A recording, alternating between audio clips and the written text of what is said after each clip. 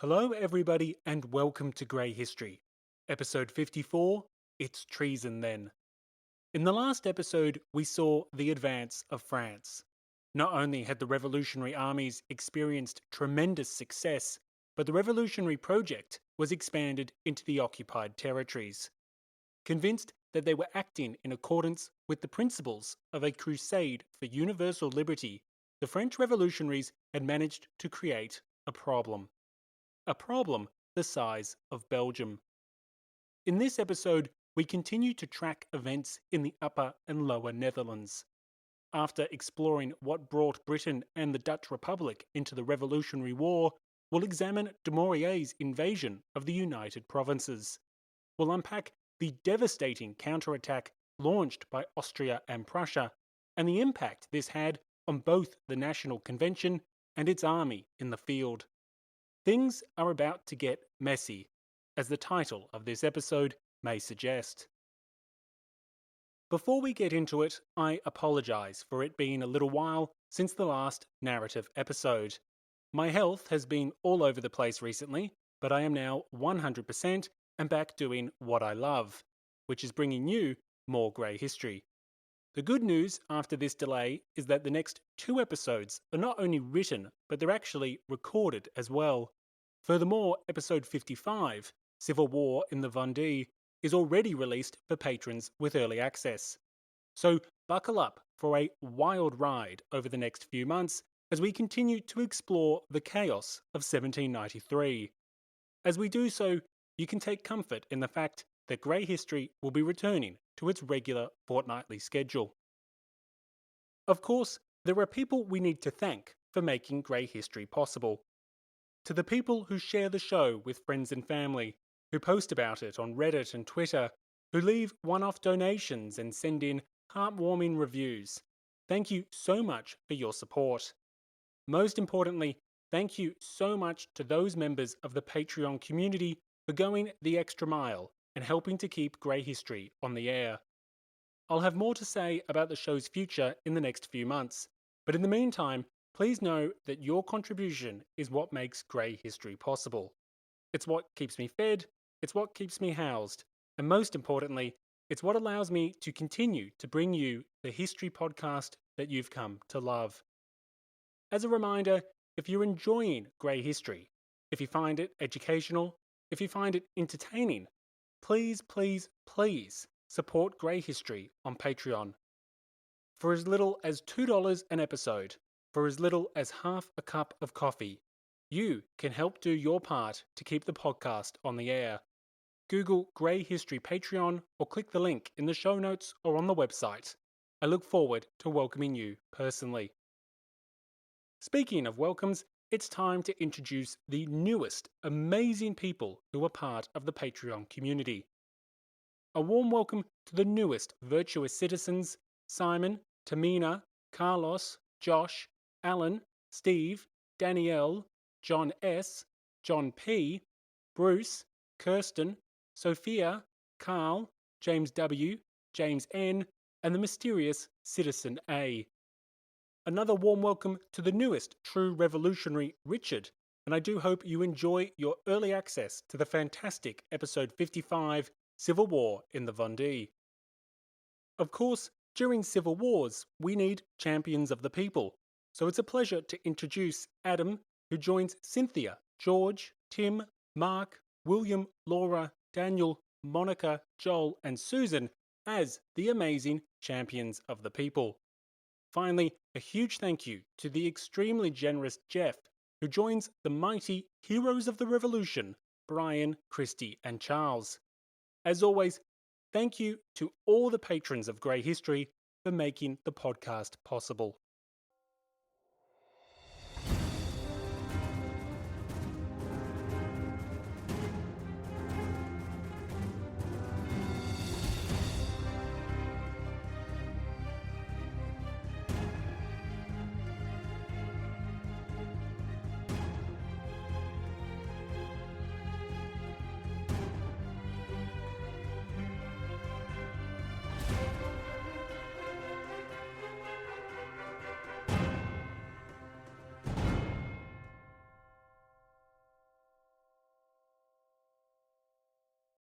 Peace for our time. That was the infamous proclamation of British Prime Minister Neville Chamberlain on the 30th of September 1938. In an iconic scene, Chamberlain reassured the British public, and indeed the wider world, that peace would prevail on the European continent. Of course, just a year later, World War II had begun. In terms of terrible predictions, Chamberlain's has got to be one of the most famous. No other line encapsulates the failings of his prime ministership or the broader policy of appeasement. Perhaps one day we'll do a grey history episode on Chamberlain, because there is plenty to discuss. But until then, I want to focus on another British Prime Minister. One that made a similar prediction for peace, and one who also got things terribly wrong. In February 1792, British Prime Minister William Pitt the Younger made a bold prediction. Defending a reduction in military spending, the Prime Minister claimed that the nation could expect 15 years of peace. As such, England could afford to decrease the size of its armed forces by several thousand sailors and soldiers. To paraphrase Chamberlain, there would be peace in his time. Yet, only 2 months later, war broke out on the continent, and instead of 15 years of peace, Britain was on the precipice of nearly 25 years of war. So why was Pitt's prediction so wildly off? And how did the British find themselves entering the Revolutionary War? When conflict commenced between France and Austria in April 1792, Pitt was committed to maintaining England's neutrality. From the perspective of London, war with France offered no tangible benefits. It was common knowledge that the Germanic armies would crush the ill-disciplined revolutionaries within months. Why spill British blood and spend British treasure when both Austria and Prussia seemed ready to turn Paris into a modern-day Carthage? Yet, despite being committed to neutrality, developments on the continent would push Pitt to get off the sidelines. Throughout the summer of 1792, the situation in France changed dramatically. The monarchy was toppled, the coalition armies were repelled, and suddenly, a far more dangerous and far more radical revolution looked ready to strike. And it appeared that this new revolutionary republic was capable of not just striking at the Prussians or the Austrians, but at the British as well. Not necessarily the home islands, but at a minimum British interests on the continent. And if we want to understand how Britain entered the fray, it's these British interests which are worth exploring, because it was the endangerment of these national interests that forced Pitt to adopt a far more hostile and aggressive posture towards France. As the French armies commenced their amazingly successful counterattack in late 1792, it wasn't immediately clear that England would be forced into the war. Historian George Lefebvre claims that Prime Minister Pitt might have been willing to stomach certain gains for the French, provided that they didn't cross any proverbial red lines. After all, the annexation of Savoy, a region south of Geneva, was a loss for the Kingdom of Sardinia, but it was hardly a blow to British national interests. Likewise, Lefebvre states that Pitt may have even been willing to see French annexation of limited territory in the Rhineland, again on the grounds that British interests were not sufficiently threatened. But scan your eyes further north, and the situation was completely different. Throughout November and December 1792, a combination of both French foreign policy and military success prompted London to act. On the military front, the situation in both the Upper and Lower Netherlands was unacceptable to the British.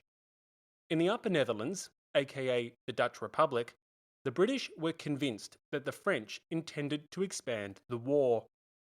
The Dutch Republic, or the United Provinces as it was officially known, was the key continental ally of the British, and they suspected that it was just a matter of time until the French attacked. Although the French denied this, British spies knew full well that General Dumouriez was campaigning to invade, and thus viewed French assurances of peace as nothing more than lies and deception. Further south, the military situation in the Lower Netherlands, aka the occupied Austrian Netherlands, aka Belgium, was equally worrying. The British might have been willing to stomach the annexation of Savoy or some small Rhinish territories, but Belgium's occupation was a completely different story. Belgium was one of the most developed and wealthiest regions of Europe, and it had the potential to greatly expand French commercial and naval power. And of course, it allowed the French to threaten an attack against the Dutch at any opportunity. Now, you may be thinking to yourself that this French occupation of Belgium might not be such a big deal. After all, it wasn't like the French intended to stay. Originally, their plans were to create an independent Belgian Republic, and should the creation of such a state really cause the British so much angst? But, as with the issue of a possible invasion of the Dutch Republic, a chronic lack of trust permeated throughout Anglo-French relations. Neither side trusted the other, and neither side really understood how the other thought. What this meant in relation to Belgium's occupation was that the British never really believed that the French actually intended to leave. The British didn't believe that the French wanted to create an independent Belgium, despite it being a sincere goal of the French Foreign Minister Lebras, the French General Dumouriez, and indeed many revolutionaries back in Paris. Instead, the British feared French annexation of the Austrian Netherlands, long before the French had actually concluded that they would do just that. From the perspective of the British, the French occupation of Belgium was just the first step towards annexation. These developments in the military situation may have been enough to prompt Britain into war. But the formation of French foreign policy further convinced Prime Minister Pitt that the French Republic was directly threatening British national interests. Three policies in particular drove this conclusion. Firstly, there was the infamous December Decree. Secondly, there was the Convention's November Decree, which extended aid to all peoples who may wish to regain their liberty. Finally, there was the French decision to unilaterally reopen the Scheldt estuary. All three of these things are important to understand why Britain entered the war, so let's briefly unpack them in that order. As discussed in the last episode, the December Decree expanded revolutionary administration into Belgium, abolishing its traditional institutions and ignoring the wishes of the Belgian people as it did so. This forced adoption of the revolution's principles further convinced the British that the French intended to annex Belgium. Furthermore, it reduced trust between the two sides, as the British believed that the French were lying when they claimed that they had no intention of annexing the occupied territory. From the perspective of the British, the introduction of revolutionary laws was a natural step towards annexation, and it was interpreted as such. Of course, we know that the December Decree had a whole host of motivating factors, completely separate to annexation, including a desire to find ways to finance the war, as well as reduce the autonomy and independence of General Dumouriez. However, the British did not appreciate this, and thus the expansion of revolutionary administration into Belgium further convinced the British that the French would only leave if forced to do so. The second foreign policy development, which escalated tensions between the two nations, related to the Convention's November 19 decree. This decree The so-called Edict of Fraternity was the decree which extended fraternal feelings and aid to all peoples who may wish to regain their liberty. It was also the decree which instructed French generals to help these peoples and defend those fighting for the cause of liberty. For many neutral states, this decree was dangerous to say the least. By advocating for the assistance of those who may wish to regain their liberty, by promising support to those fighting tyranny, neighbouring states concluded that the Edict of Fraternity was essentially an excuse for the French to intervene in their internal affairs at any given moment. Furthermore, with the French openly declaring their intention to intervene on behalf of subject peoples, the decree also encouraged radical elements of those neutral states to rebel against their current government. In London, the November 19 decree was greeted with concern for two key reasons. Firstly, the French government could potentially use this decree to invade the Dutch Republic. Dutch exiles and local revolutionaries were openly cooperating with the French and vocally pushing the convention to overthrow the stadtholder's regime. With the Dutch Democrats preparing to commence a civil war, it was entirely reasonable that the French could use this struggle of the Dutch people as justification for an armed intervention. Thus, both the British and the Dutch governments viewed this decree as laying the groundwork for a commencement of hostilities. Secondly, and more importantly, the Edict of Fraternity had direct implications for Britain. Although relatively small, a reformist movement in Great Britain was agitating for considerable parliamentary and social reforms, which were partly inspired by the same ideas which powered the revolution. This movement was viewed as a threat to the establishment.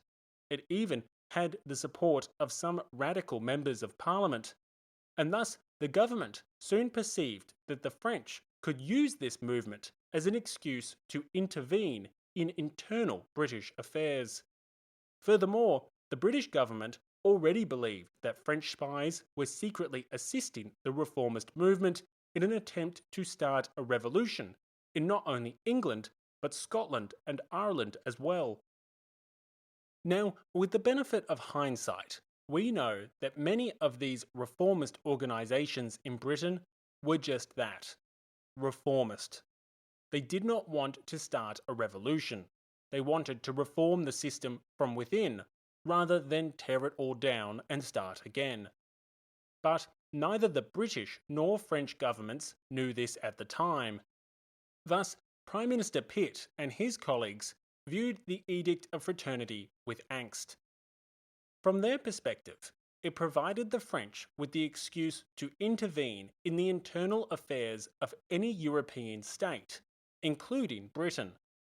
Furthermore, they believed that France was already acting in accordance with this decree, attempting to destabilise the kingdom and bring about a revolution through clandestine support for the opposition movements.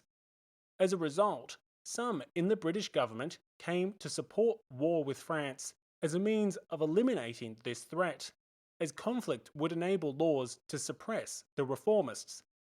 Ultimately, this is exactly what would occur in the following years, with Pitt eventually moving to eliminate any threat of parliamentary or social reform by using repressive wartime legislation. Nonetheless, the French policy of aid and support to peoples struggling against tyranny was perceived as a threat by the British, as were French operations, which seemed to be acting on this policy. Thus, the Edict of Fraternity was a contributing factor to the outbreak of war. Finally, in mid-November, a third policy introduced by the French government brought conflict even closer. At the centre of the policy was occupied Belgium, and in particular the Belgian port of Antwerp. For those of you that aren't too familiar with the history of Antwerp, I don't blame you. A major port on the Belgian coastline, Antwerp is often overshadowed by its more famous commercial rivals, Amsterdam and London. But that gives you a hint of where I'm about to go. Long before the Revolution, Antwerp was one of the key trading capitals of Europe. Throughout the 14 and 1500s, the port city experienced a tremendous golden age. It was undoubtedly one of the commercial centres of Europe, and some historians go as far as arguing that it was the leading commercial capital. However, over the 2 centuries prior to the Revolution, Antwerp had suffered a significant collapse in both population and commercial activities. There were several reasons for this, but one of them was the closure of the Scheldt estuary. The Scheldt is a rather large river which more or less connects all of Belgium, either directly or through its various waterways. Antwerp, sitting almost but not quite at the location where the river meets the North Sea, was severely affected by the closure of the Scheldt, as it essentially cut the port city off from accessing the ocean. As a result, Antwerp's trading activities were significantly curtailed, and nearby port cities gained at Antwerp's expense. The notable winners of this arrangement were Amsterdam and Rotterdam for the Dutch, and London for the British. Now, it may not surprise you that the power responsible for closing the Scheldt estuary to commercial navigation was a chief beneficiary, the Dutch. The river ever so slightly weaved into Dutch territory between the North Sea and Antwerp, providing the perfect opportunity to close the waterway and weaken a commercial rival. Profiting from the status quo, both the Dutch and the English had a stake in keeping the river closed for navigation, and for roughly 2 centuries, closed it remained. But the French revolutionaries had other ideas. If you recall, both General Dumouriez and his ally, the French Foreign Minister Lebras, were big believers in the establishment of an independent Belgium. Both were pursuing policies hoping to endear the Belgians to the revolution, such as Dumouriez's light-handed treatment of the church and his attempts to bolster the local economy with purchases for his army. Following a similar approach, the Foreign Minister Lebras decided to rip up centuries of international treaties and open the Scheldt River for trade. In doing so, it was hoped that the Belgians would realise the commercial opportunities and freedoms that the revolution offered, and further endear the Belgians to the cause of liberty. What impact this had on Belgian public opinion can be debated, but what it most certainly did was enrage the British and the Dutch. In fact, historian Michael Sydenham claims that the two nations were irrevocably antagonised by the move. Not only did the opening of the Scheldt threaten the commercial position of their ports, but it also further demonstrated that the French could not be trusted. The closure of the Scheldt to navigation had been confirmed in treaties for centuries, and here the French were unilaterally repudiating this with some flimsy excuse called natural laws and the rights of nations. Perhaps more so than the commercial threat posed by Antwerp's possible revival, it was France's repudiation of the international system which unsettled the British the most. To the Brits, it proved once more that the Republic was untrustworthy and dangerous. Together with the promises to intervene on behalf of revolutionary rebels, the British perceived the French to be repudiating every single tenet of international law. How could peace be maintained if the Republic refused to be bound by borders or treaties? Perhaps the answer was ridding France of the Republic. So, by January 1793, the British had more than enough reasons to abandon its stance of neutrality. The French occupation of Belgium alone was sufficiently alarming for the British, and the possibility of the territory's permanent annexation was completely unacceptable. In addition to France's recent conquest of Belgium, the Dutch Republic was threatened by revolutionary armies, while both allies' commercial interests were endangered by the opening of the Scheldt. Finally, France's clear intention to export the revolution and its stated goal of aiding revolutionaries and rebels abroad was viewed with angst in London. The British believed that French agents were causing agitation in the home islands, that French spies were sowing the seeds for a revolution in England itself. In such circumstances, had a war not already begun? Thus, when news reached London that King Louis XVI had been executed, the British found a convenient pretext for war. As the British had not officially recognised the French Republic, the unofficial French ambassador was handed his passport and shipped back across the Channel. This was the first step in the commencement of hostilities. But, unaware of how greatly relations had deteriorated, the National Convention in Paris was surprised by the sudden expulsion of their de facto ambassador. Outraged by the treatment of its representative in London, the French decided to beat the British to the punch. On the 1st of February 1793, the convention declared war on England and Holland. Everything had changed. With the expansion of the war, Dumouriez was finally granted his wish. A puppy. No, not really. His other wish, the invasion of the Dutch Republic. Having previously lobbied for an assault against the United Provinces, the general was now given the green light by the convention. There were just 3 teeny tiny sort of very large problems. Firstly, Dumouriez had been advocating for an invasion for months, and the prospect of the French striking the Dutch regime was by no means a secret. As a result, the Dutch and the Prussians had been busily erecting fortifications and repositioning troops. By the time Dumouriez was finally allowed to attack, his original invasion plan was useless. Enemy preparations meant that the general needed a whole new strategy. Secondly, throughout December and January, the French had done a wonderful job of bringing Belgium to the brink of revolt. What this meant was that Dumouriez had a real risk of a rebellion in his rear the moment he marched into Holland. This complicated the situation significantly for Dumouriez and limited the options he had for a new strategy to conquer the United Provinces. Finally, by February 1793, Dumouriez's army was a complete and utter mess. Morale was low, desertions were increasing, and those critical supplies we were discussing last episode still hadn't materialized in any significant number. What this meant is that far from operating with an elite and energized fighting force, Dumouriez had the exact opposite.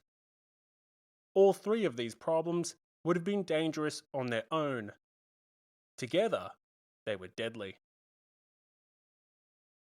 With his original invasion plans now outdated, Dumouriez had to come up with something new. At a high level, the plan created looked something like this. A portion of French forces, led by Dumouriez's subordinates, would isolate key pockets of the Dutch defenders and besiege important urban centres. With the defenders held in check, Dumouriez would lead elements of his army on a wild and daring dash straight up the Netherlands with the intention of seizing the commercial centre of Amsterdam. With the assistance of local revolutionaries, it was hoped that the Dutch regime could be quickly toppled, leading to the surrender of any forces still holding out against the French. It was a high-risk, high-reward strategy, but the general had little choice. Historian Patricia Howe writes on Dumouriez's audacious plan and the conditions required for its success.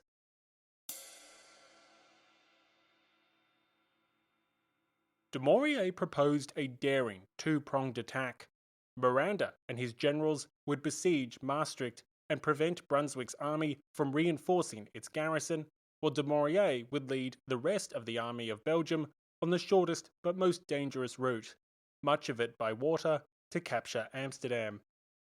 This strategy would enable the French to cover a broad span of territory with a limited number of troops and make an unexpected and rapid advance. Dumouriez's intention was to capture most of the major cities and defences en route, trap Brunswick's forces between Miranda's army and his own, and, with the aid of Dutch patriots, establish a republican government that would order Dutch commanders to surrender the remaining fortresses. Depending on speed and surprise, Dumouriez did not intend to fight a conventional war. He was counting on the enemy's supposition that the French forces were much more formidable than they were, on the Stadtholder not having an immediate plan of defence for a mobilised and seasoned army, and on a simultaneous Dutch insurrection. Above all, Dumouriez realised he must astonish the enemy with the impetuosity of the strike. In this, Dumouriez did not anticipate that British intelligence had learned of this strategy and quickly communicated it to the Allies.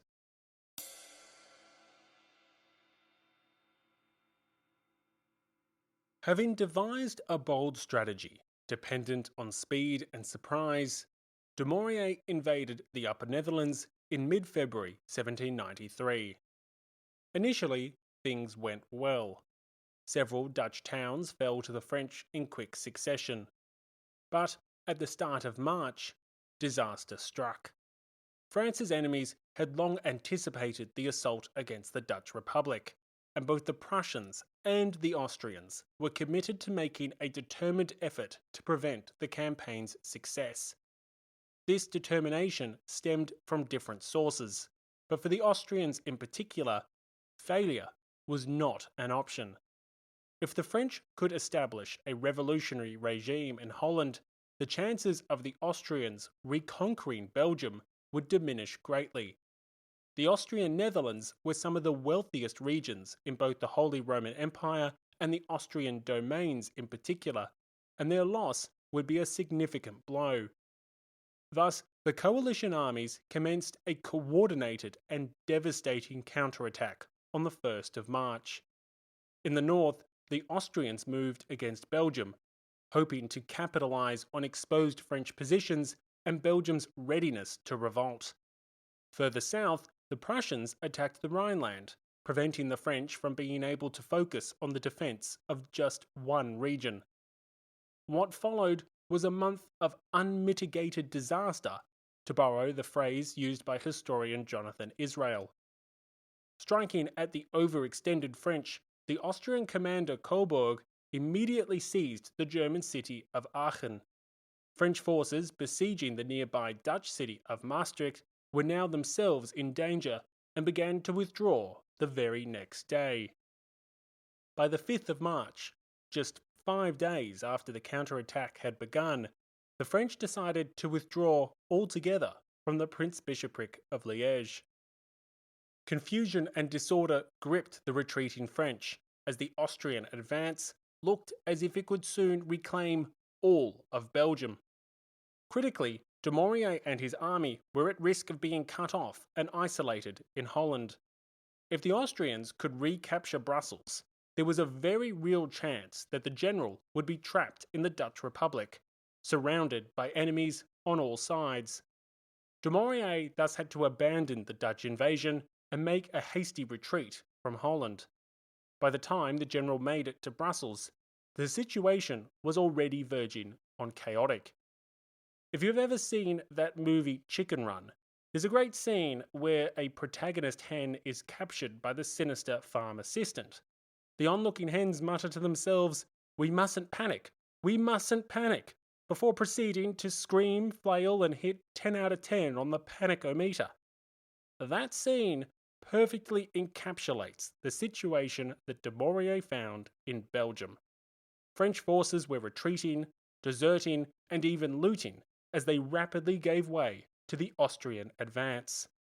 Furthermore, Belgians were starting to take up arms, while political factions and local priests marshalled opposition against the French occupiers. Baggage trains and retreating soldiers were attacked and robbed, and crowds greeted the advancing Austrians with cries of "Long live the Emperor." In fact, historian Jonathan Israel claims that the Austrians were welcomed with far greater enthusiasm than the French had been just months prior. In short, the situation was a disaster, but that didn't mean it couldn't get worse. Complicating Dumouriez's efforts to stabilize the situation were the actions of French officials.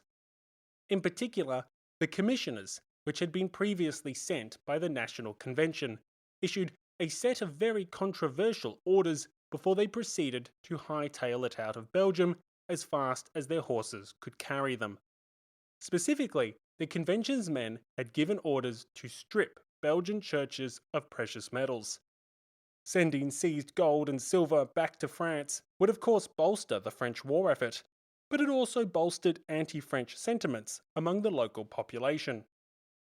The brutal treatment of the clergy who resisted these confiscations made the situation all the more outrageous. In response, open insurrection became more common, and the French were fast losing control of the region. An official working for the Executive Council, rather than directly for the Convention, reported to the French Foreign Minister Lebras on the 11th of March. The situation is becoming more and more alarming. All the destructive passions have been stirred up. The tocsin of insurrection is being sounded in the country places. The cures and the monks are firing on our detachments. The black cockade has been raised in Grammont. Everywhere, fanaticism and the aristocracy are raising their horrible head. Democracy is silent, and trembling awaits the outcome of the fight between the soldiers of liberty and the automatons of despotism.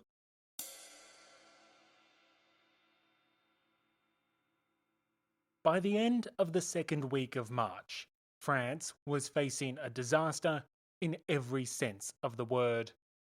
The French invasion of Holland had failed, and the French occupation of Belgium looked set to follow.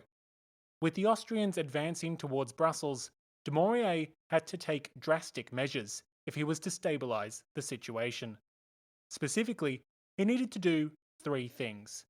Firstly, he needed to get the Belgian population back on side. A general revolt would cripple any chance of halting the Germanic counterattack, let alone the successful integration of the freshly annexed region once hostilities subsided. This, of course, was far easier said than done, given months of controversial reforms forced upon the Belgians and the recent sacrilegious confiscations of the treasures of the Catholic Church. Secondly, Dumouriez needed to rally the retreating French forces crippled by desertion and despair. The general desperately needed to reassemble his army, as currently the French had no means to halt the aforementioned counterattack. Finally, Dumouriez would need to do just that: halt the Austrian advance. The French would have to fight the Austrians, achieve victories in the field, and then proceed to reclaim both Belgium and the neighbouring Prince-Bishopric of Liège. Only then could the Dutch campaign be commenced again, or alternatively, efforts be undertaken to reverse the rapid Prussian gains from their counterattack in the Rhineland. Realising half measures would get him nowhere, and enraged at the actions of the Convention's commissioners, Dumouriez proceeded to go rogue. As we explore what happens next, do keep in mind the two competing narratives we discussed in the last episode relating to Dumouriez's motivation. Are these the actions of a man led by his ambition to become the Prince of Belgium?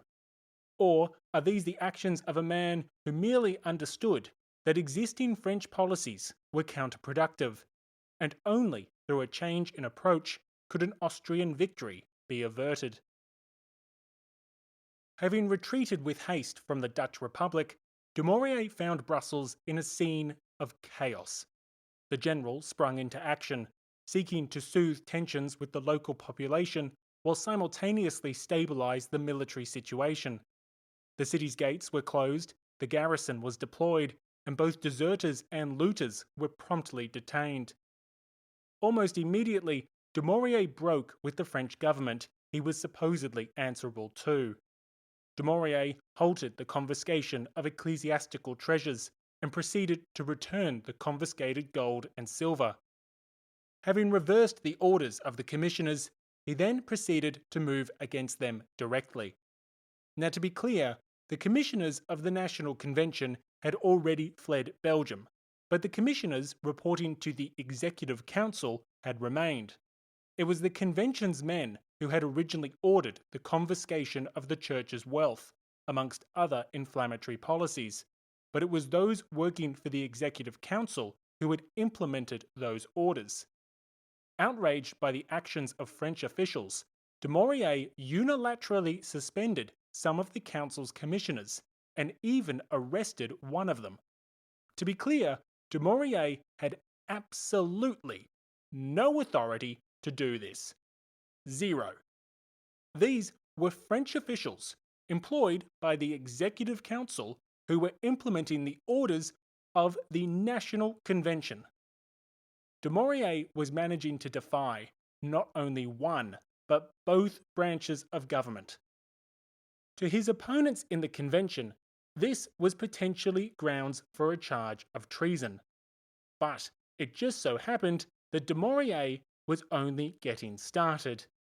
In an effort to further suppress the French policies, which had so antagonized the Belgians, Dumouriez proceeded to place considerable restrictions on local political clubs and societies. Of course, such organizations had been the intellectual and radical heart of the revolution in Paris, and thus Dumouriez was essentially declaring that he was no longer interested in exporting the revolution abroad.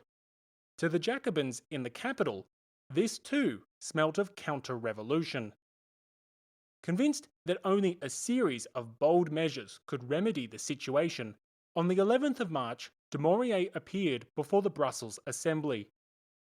Humbling himself before the people of Belgium, Dumouriez apologized profusely for the actions of the French, declaring that the French had committed wrongs and even crimes against the Belgian people. He proclaimed that he intended to rectify the first and punish the second.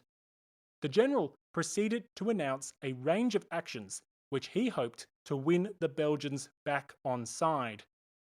In addition to arresting and suspending certain French officials and limiting the political activities of the revolutionary clubs, Dumouriez pledged to release all Belgian prisoners who had been arbitrarily arrested by the French.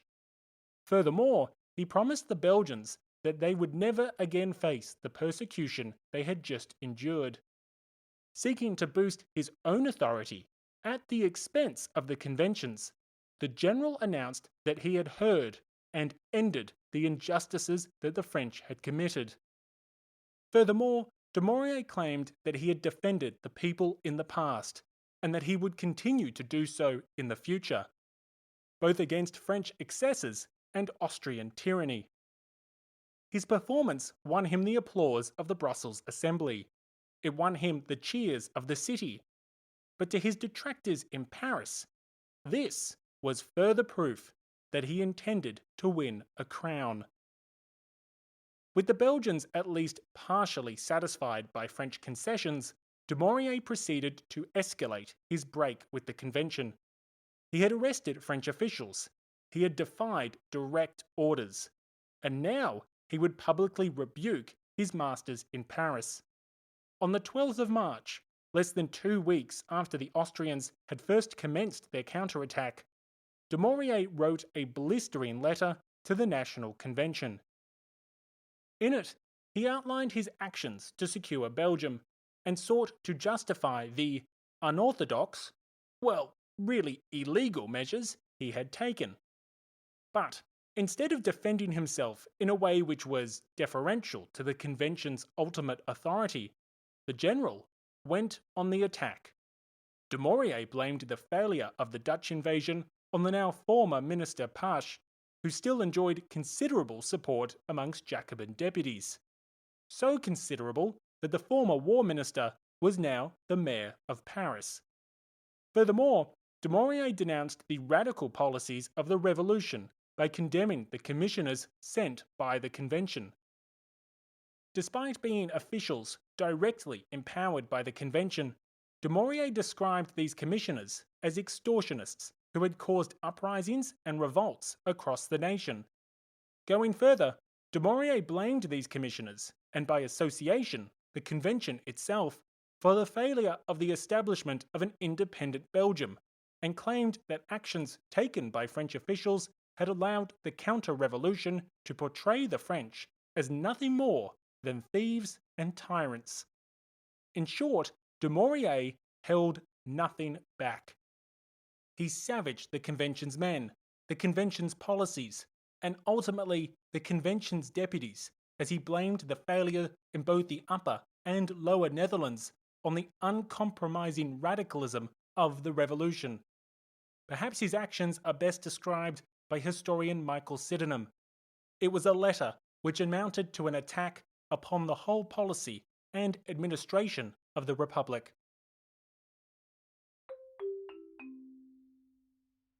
Enjoying Grey History? Want hours of bonus episodes without the mid-episode interruptions? Support the podcast for as little as $2 per episode and help secure more Grey History more often. Those on the True Revolutionary tier already have early access to episode 55, Civil War in the Vendée. Also available to all patrons is the episode extra for this episode. In it, we explore a range of topics relating to events in the Netherlands. We'll be talking about efforts by Dutch revolutionaries to ensure that the fiasco which had occurred in Belgium didn't repeat itself. We'll also be unpacking some interesting contemporary analysis on Dumouriez's actions in Belgium. So, don't wait, stop what you're doing, and join the Patreon community right now. Join the club, secure the perks, and most importantly, ensure that there's more Grey History waiting for you tomorrow. And right now, there's literally more Grey History waiting for you right now. Half a dozen bonus episodes, in fact. And then there's the episode extras and the behind-the-scenes videos. Oh, I'm getting carried away. The point is, just go sign up. You'll love it, I swear. Unsurprisingly, such an attack elicited a response. Tensions between elements of the convention and the general had already been rising for months, but now things came to a head. Even before the general wrote his letter, Marat had already denounced on the 9th of March the treason of Dumouriez and his subordinates.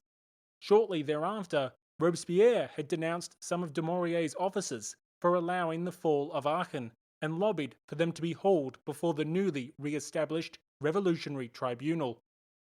The arrival of Dumouriez's defiant letter and news of his illegal actions in Belgium supercharged accusations of counter-revolutionary plots and ambitions to rule Belgium as a military dictator.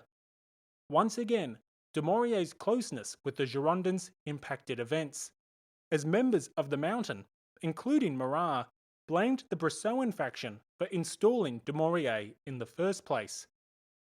Dumouriez was tied to Bressot, Roland, and other leading Girondins as factional struggles came to the fore. The Girondins were in a tough spot. Not only had they previously advocated for Dumouriez, but they were the chief proponents of the Revolutionary War to begin with.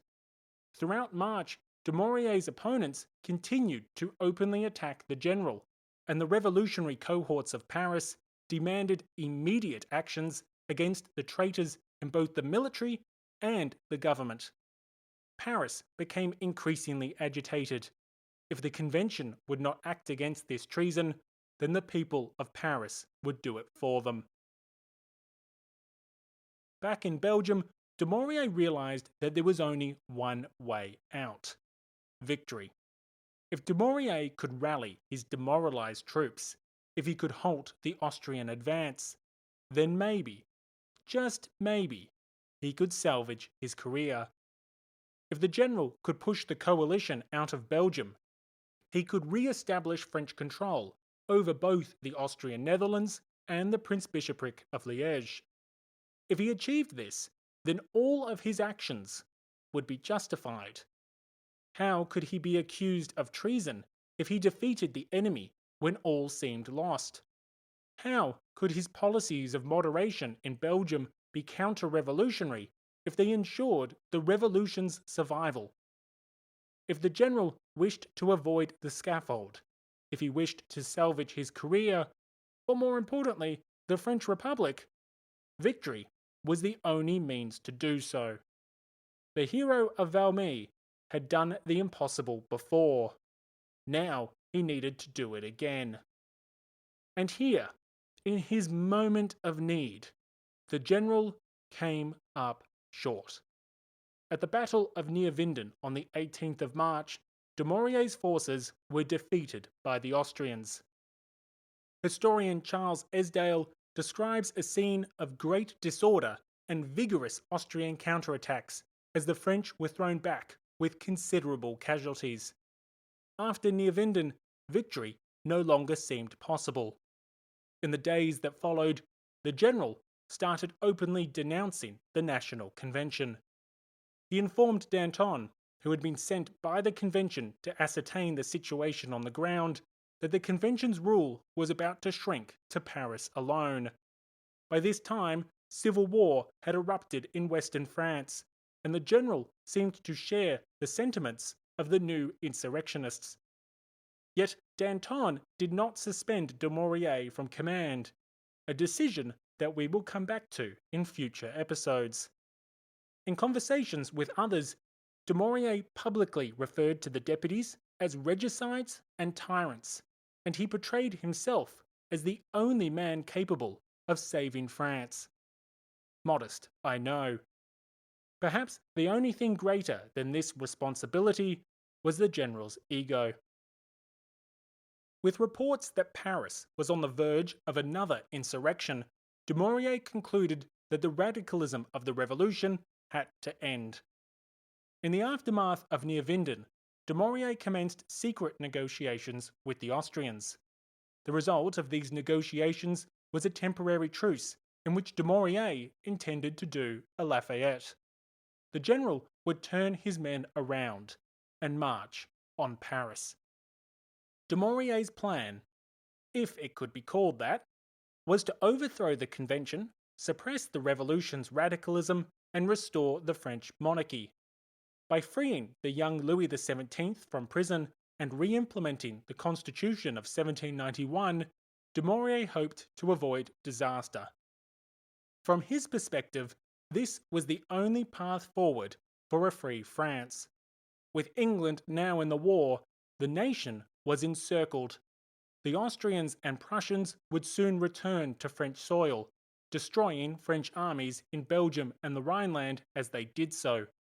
By the end of March, Spain and the Holy Roman Empire had also entered the war, completing France's encirclement.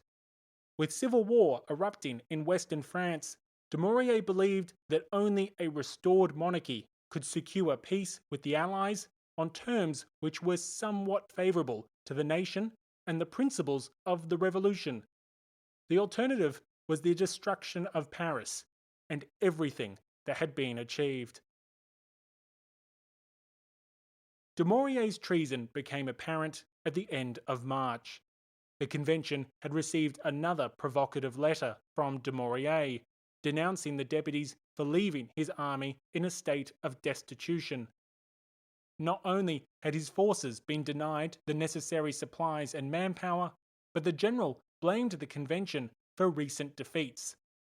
But that was just the start of it. Cementing his break with the convention, Dumouriez claimed that Paris was overrun by tyranny and crime, and warned that anarchy was devouring the French nation. As such, he declared that it was time for the army to speak up, to purge France of both assassins and agitators, and to secure the tranquility which had been lost due to the crimes of the convention. Outraged by this development, the convention's Committee of General Defense recommended the general's arrest. By this time, secret negotiations with the Austrians had been going on for days, and Dumouriez had chosen a side. In a scene somewhat similar to that of the attempted arrest of Chancellor Palpatine, the general had no intention of going quietly.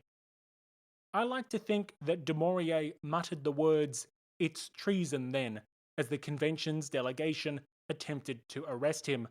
But alas, I have no historical evidence to believe that this was the case.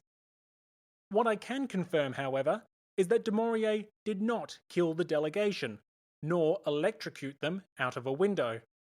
No, he only arrested the convention's delegates and handed them over to the Austrians.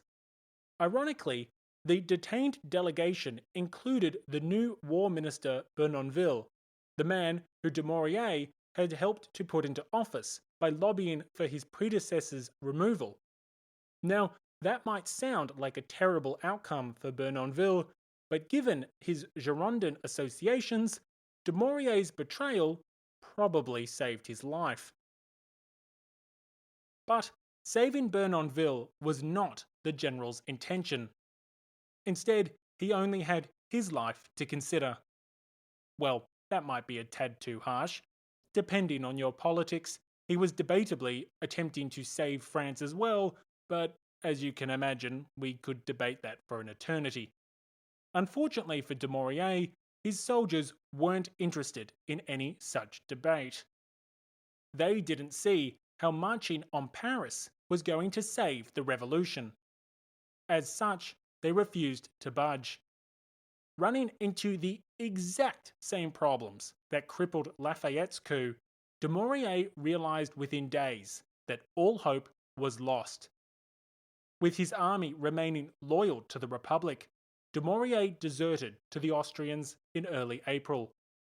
Like Lafayette before him, the nation's most prominent war hero had transformed into the most treacherous of villains. It's here that Dumouriez will exit our story. Well, at least for the foreseeable future. He will wander around Europe, trusted by nobody, until eventually the British decide to employ his expertise in their struggles against Napoleon. Yet, while Dumouriez, the person, will not be making an appearance anytime soon, his shadow will be. Unsurprisingly, Dumouriez's betrayal had significant ramifications. Here was yet another case of treason from one of the revolution's supposed heroes.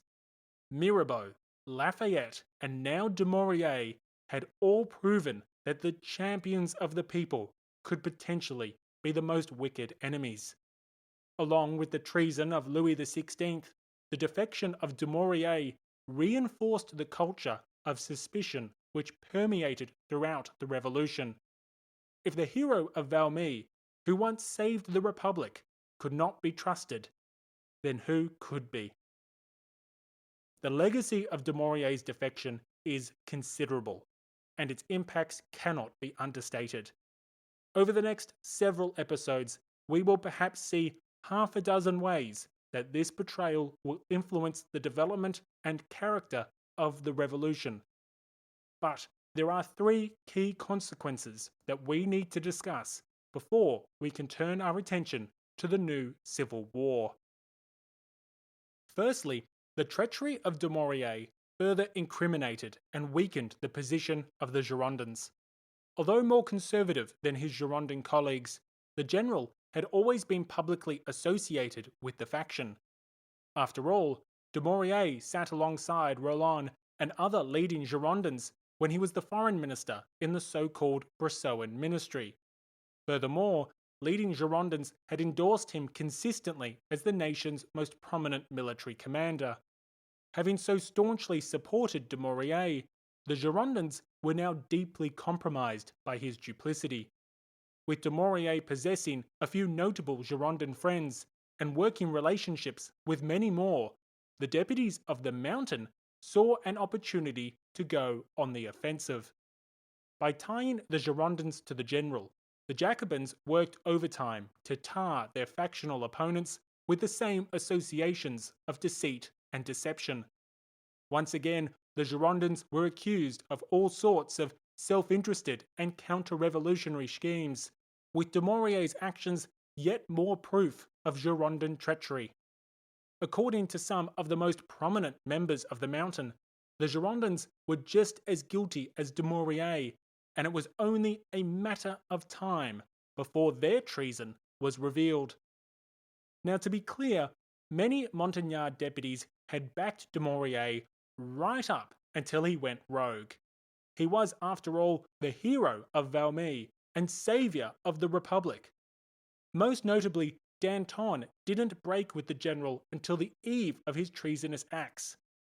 But an element of the Mountain had been hostile to the commander for some time, and the Girondins had consistently been associated with Dumouriez for more than a year. This dynamic allowed the Jacobins to go on the attack, despite the fact that his detractors had always been a firm minority, even within the Mountain. Historian Michael Sydenham, an expert on the Girondins, summarises the situation as follows.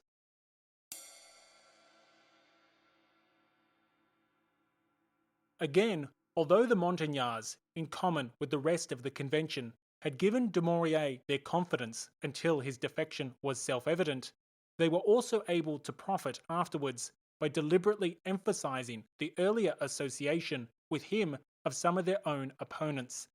Those, particularly Jessonet, who had worked with him during his and Roland's ministry in 1792, had apparently forgiven him for his part in the dismissal of that administration, had supported his appointment as commander of the Army of the North, pleaded his cause against Pache in the convention, and hesitated to expose him when he became suspect.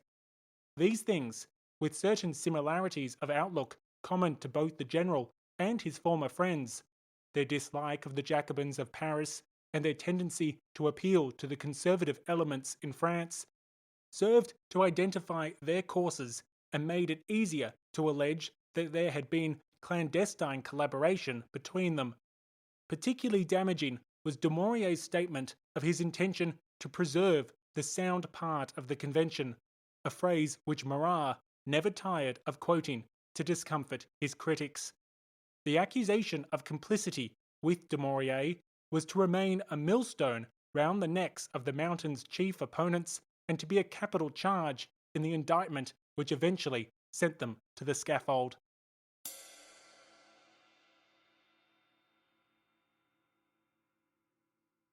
So, after the defection of Dumouriez, the Girondins were compromised.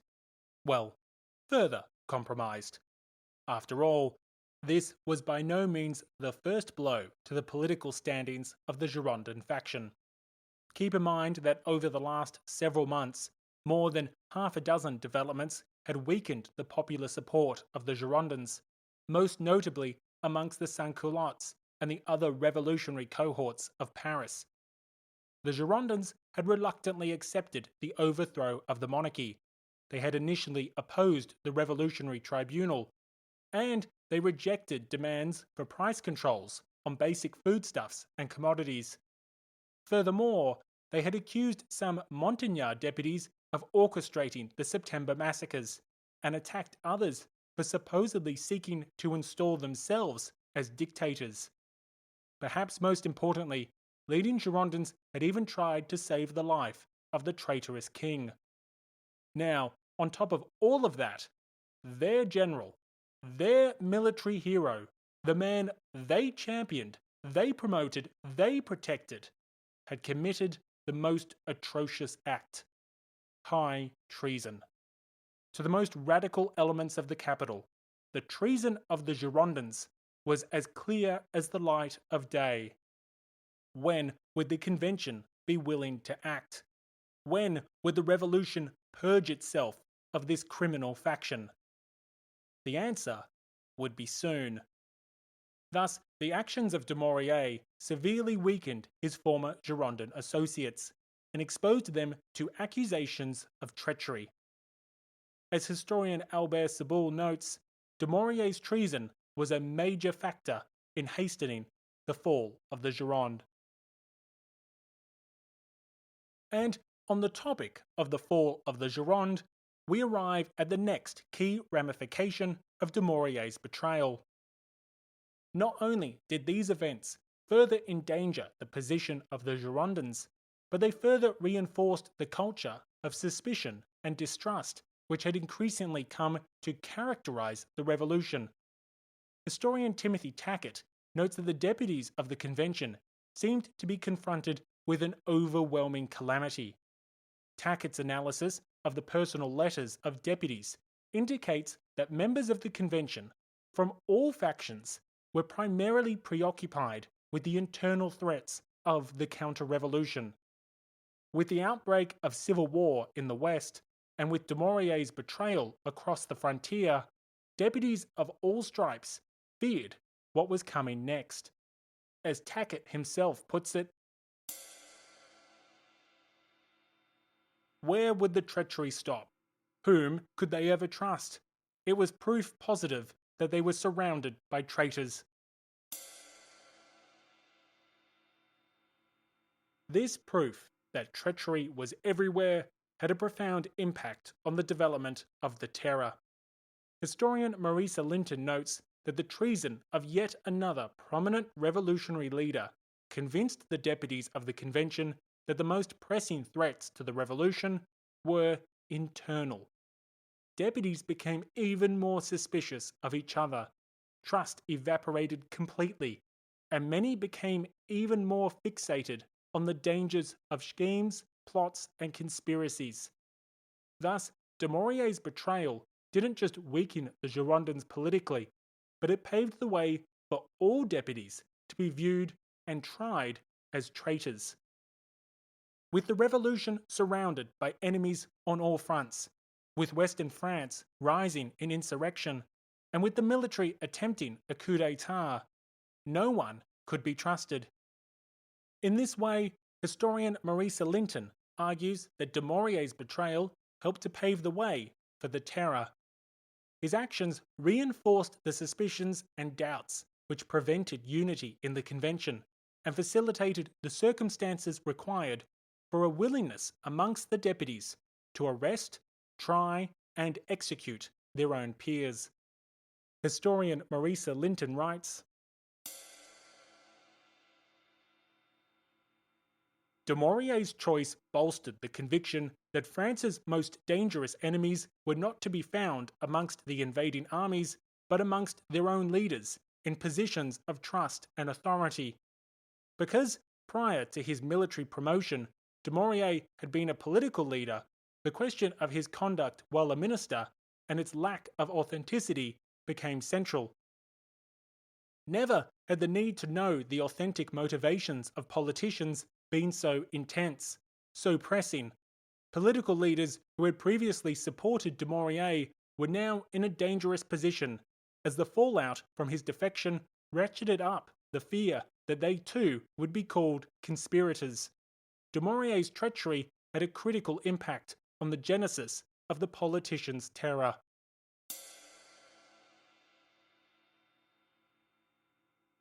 So, not only had Dumouriez's actions weakened the Girondins politically, but they helped to reinforce an environment of fear and conspiracy which would prove critical for the development of the terror. Suspicion now fell on the deputies themselves, and calls were immediately heard in the convention to investigate fellow representatives. Within days of Dumouriez's betrayal, the convention passed a decree eliminating parliamentary immunity. Henceforth, representatives of the nation were exposed to arrest and trial. No one could be trusted. No one was above suspicion. Everyone could be guilty. And now, everyone could be held to account. Or unjustly executed for no real crime at all. I mean, it really just depends on how you look at things. In short, the National Convention had taken a fateful step towards the terror, and this step, this willingness to suspect and arrest their own members, was in part brought about by Dumouriez. But with France facing so many threats, both at home and abroad, more had to be done to protect the revolutionary project. If it hadn't been for the loyalty of Dumouriez's army, if it hadn't been for their commitment to the Republic, then the general's treasonous acts could have ended very differently. Realizing this, Dumouriez's actions, along with the many issues facing France, helped to convince the convention that the government needed to be reorganised. Only through new measures could the deputies defeat the threats which menaced the nation.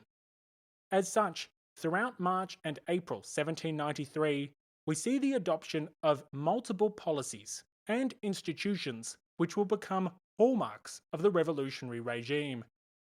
Now, we will explore these measures in good time, but it is noteworthy that it's here that the convention begins to transform the fundamental pillars of the revolutionary government. In late March, the Committees of General Defence and General Security were both reorganised, and other measures were eventually taken to empower the convention's representatives on mission. Furthermore, the Revolutionary Tribunal had already been re-established in early March as the Austrians returned to Belgium, but soon new measures were also introduced to enhance the power of the public prosecutor. Most importantly, it's here that we see the establishment of the Committee of Public Safety. For those not familiar with the CPS, this committee will become the epicentre of the revolutionary government. You cannot discuss 1793 or 1794 without it. But, as I said earlier, we'll be getting into the detail of these measures in future episodes. So what I want to note here is the impact of Dumouriez's military setbacks, his rogue policies, and finally, his outright treason.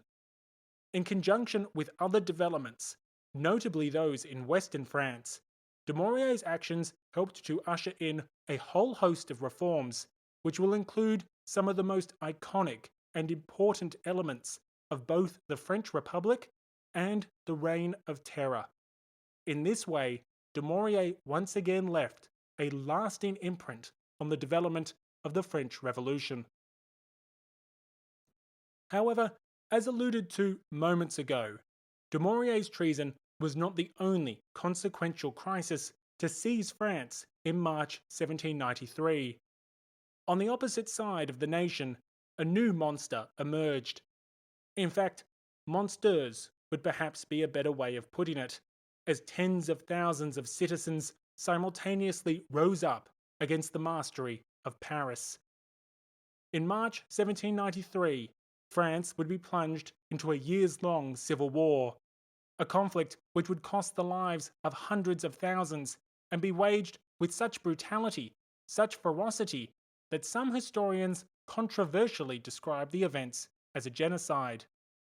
Civil war had arrived, and Western France would never be the same.